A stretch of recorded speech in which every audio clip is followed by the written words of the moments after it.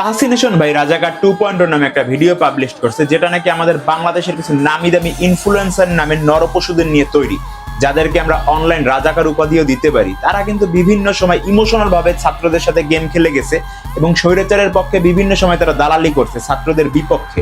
তো তাদের সম্বন্ধে ডিটেলস তাহসিনেশন ভাই তার ভিডিওতে কথা বলছে। আমি যাকে নিয়ে কথা বলতে চাই তার নাম হলো RS ফাহিম চৌধুরী, যাকে মেনশন করে, যাকে উৎসর্গ করে তাহসিনেশন ভাই তার ভিডিওর নাম দিয়েছে রাজাকার 2.0।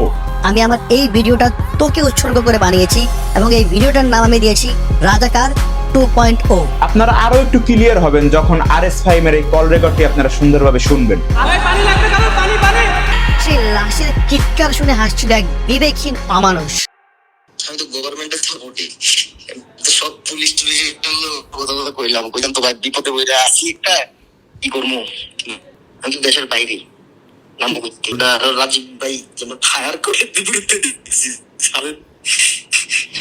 আর আমি ক্ষমতা না থাকলে তো লাথি দিয়ে আঙ্গুরে বের করে দেবো ঘরের থেকে।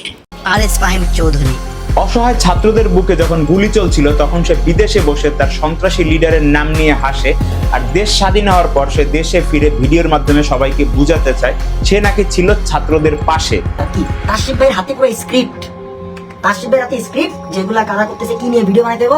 আমি ওই দিক থেকে একটা হাসি দিয়া তাসিফ ভাই বললাম ভাই মাপ চাই, দোয়া চাই, আমি পলাই যেতেছি গা, দরকার হলে দেশে থাকলাম না মরে গেলাম, ডাজেন্ট ম্যাটার, কিন্তু আমি এই ব্যাপারে ভিডিও বানাইতে পারবো না।